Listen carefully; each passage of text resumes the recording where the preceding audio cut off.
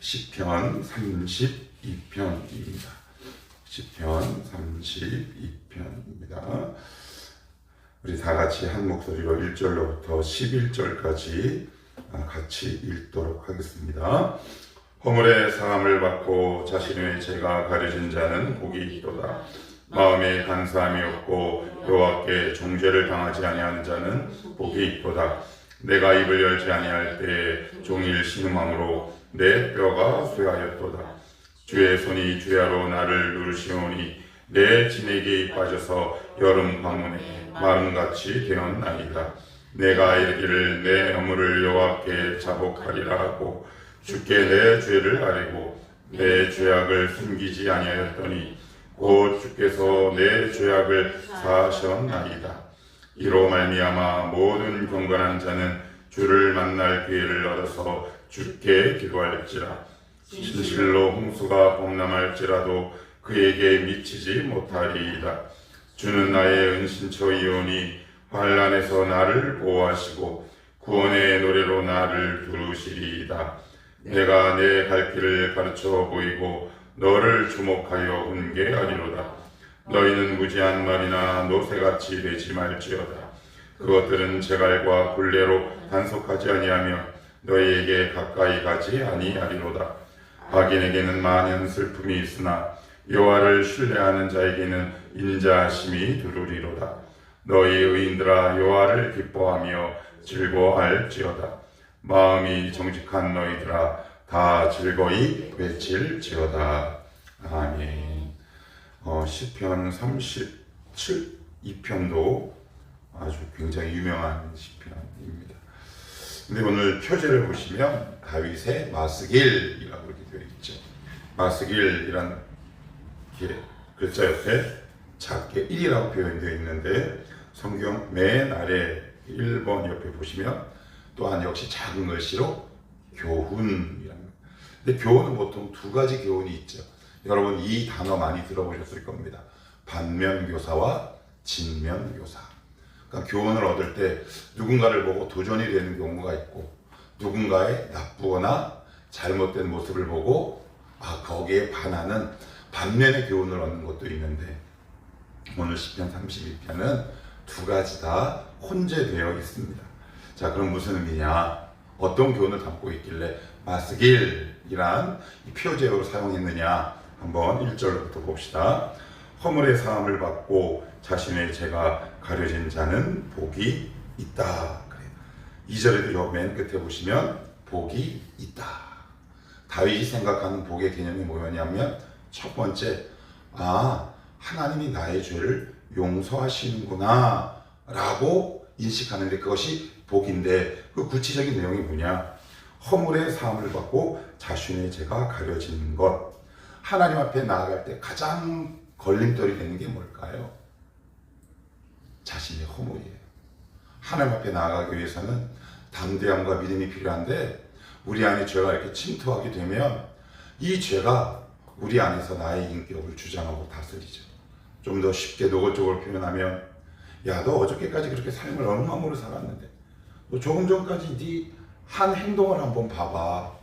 야, 너 그러고도 기도에 나가냐? 야, 양심이 없지.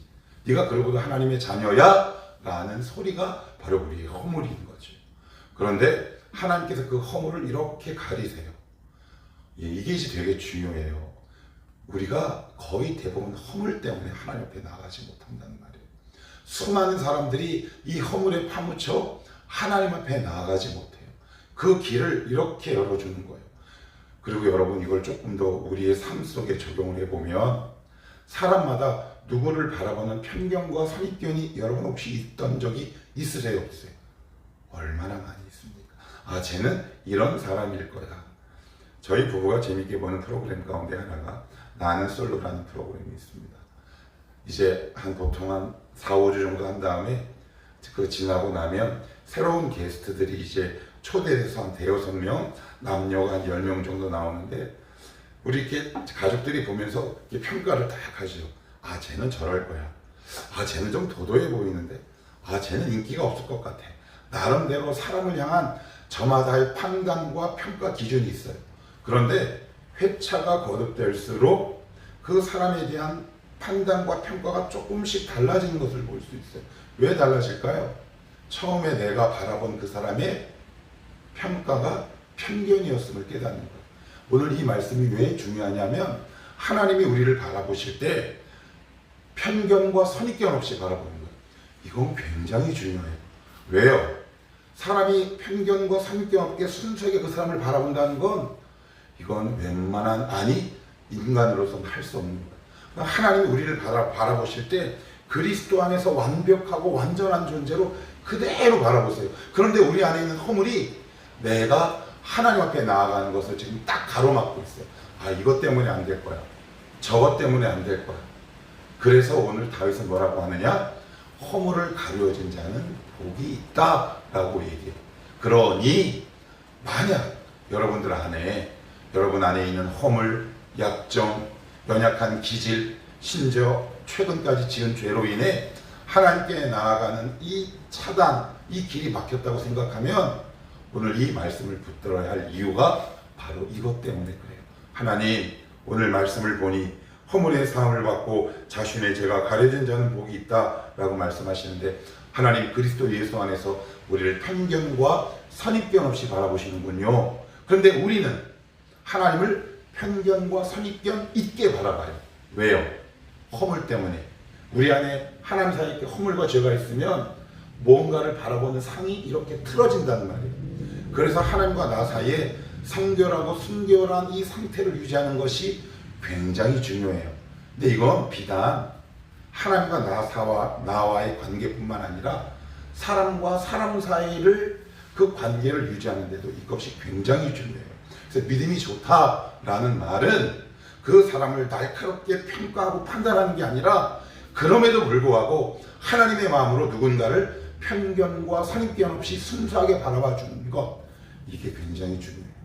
그래서 오늘 이것을 다윗은 깨달은 거예요. 아, 하나님, 제 허물을 주님께서 가리워 주셨군요. 감사합니다. 이게 정말 복이었군요 라는 것을 깨닫고요. 이어서 2절에는 이렇게 얘기합니다. 마음에 간사함이 없고. 여러분, 마음에 간사함이 없는 사람이 있나요? 없나요? 없어요. 허물을 가려주신 결과로 라는 뜻이에요. 그래서 하나님이 나를 간사함이 없는 자로 봐주시는 거죠. 여호와께 정죄를 당하지 아니하는 자는 복이 있다. 그래요. 여러분, 정죄의 또 다른 표현이 뭘까요? 저주죠. 저주. 그러면 그리스도 안에서 저주가 있다 없다? 없어요. 그런데 자꾸 속는다 그랬어요. 이건 제가 이미 여러 차례 말씀드렸기 때문에 더 이상 반복하지 않겠습니다. 자, 그러면 어떨 때 무엇을 통해서 다윗은 이것을 깨달았는지 3절에서 5절까지 쭉 나열을 하는데, 3절을 보시면 내가 입을 열지 아니할 때 종을 신음함으로 내 뼈가 쇠하였도다 이렇게 되어 있습니다. 입을 열지 아니할 때. 4절은 주의 손이 주야로 나를 누르시오니 내 진액이 빠져서 여름 가뭄에 마름같이 되었나이다. 죄를 고백하지 않았을 때 영혼의 진통과 고통이 오기 시작하는 거예요. 그런데 여기서 우리가 주목해서 봐야 할 표현과 단어가 있어요. 4절에 주의 손이라고 해요. 제가 시편을 쭉 강의하면서 여러분들에게 손을 어떤 의미로 말씀을 드렸죠? 사람의 손, 하나님의 손, 일이라고 했어요. 일. 내가 이뤄놓은 업적. 그러니까 주의 손이 나를 누른다라는 것은 죄를 질 때 하나님께서 우리의 양심을 꽉 누르시는 거죠. 그러면 하나님이 일하시는 거다, 일하시지 않는 거다? 일하시는 거예요. 여러분, 하나님은 한 번도 일하기를 중단한 적이 없었어요. 그래서 믿는 성도가, 자녀가 죄의 길로 딱 빠지게 되는 즉시 우리 가운데 믿지 않는 자들과 달리 예민한 양심의 찔림이 있기 시작해요. 그것이 뭐다? 바로 성령 하나님의 일하심, 하나님의 일하심이다.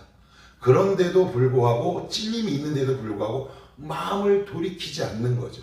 이게 이제 화와 징계와 온갖 나쁜 것을 불러들이는 거예요.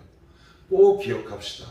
그래서 오늘 뭐라고 얘기하냐면, 다윗이 자신의 경험을 예를 들어서 6절 이렇게 얘기해요. 같이 한번 읽어볼게요. 시작. 이로 말미암아 모든 경건한 자는 주를 만날 기회를 얻어서 주께 기도할지라. 이것도 보시면 2번 하고 또 밑에 작은 글씨로 뭐를 어떻게 써 있어요? 죄를 깨달을 때. 그래요.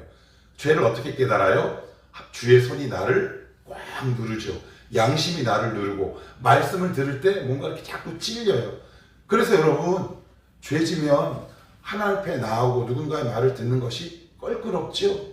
부담스럽단 말이에요. 그것이 하나님의 일하심인데, 그런 것들을 깨닫게 되거든 그 즉시 하나님 앞에 기도하며 나아가라. 그래서 레위기 1장에 보시면 1장부터 6장까지 쭉 보시면 이스라엘 공동체의 5가지 제사가 쭉 나와 있는데, 그 가운데 속죄제라는 것이 있어요. 속죄제는 뭐냐면 이런 표현이 나옵니다. 속죄제와 속건제. 너희가 만일 죄를 깨닫게 되면 즉시, 그래요. 죄를 깨달으면 즉시. 주를 만날 기회는 죄를 깨달을 때에. 오늘 그렇게 다윗은 말하고 있어요. 그런데 이스라엘 백성은 그렇지 않았어요. 여러분, 이사야 1장 2장 보시면 이런 표현이 나와요. 내가 너희를 하도 때려서 더 이상 때릴 데가 없다. 온 몸이 다 멍드는 거예요.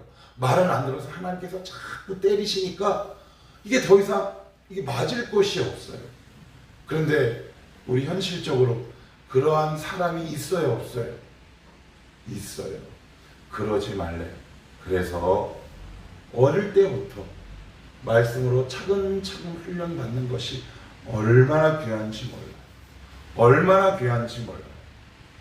얼마나 소중하고 아름다운 일인지 몰라요. 어릴 때부터 매를 맞는 것이 익숙한 사람이 있고 칭찬받는 것이 익숙한 사람이 있단 말이에요. 이것을 청년할 때, 어릴 때 하나님 앞에 빨리 깨닫는 사람이 인생이 훨씬 더 순탄하고 아름답게 펼쳐질 수도 있다. 그러니까 우리가 자녀를 위해서 기도할 때, 청년이라면 어떻게 주를 만날 기회, 하나님의 음성이 내 마음에 들릴 때 고집 피우지 않고 하나님 앞에 순적하게 나아가는 것.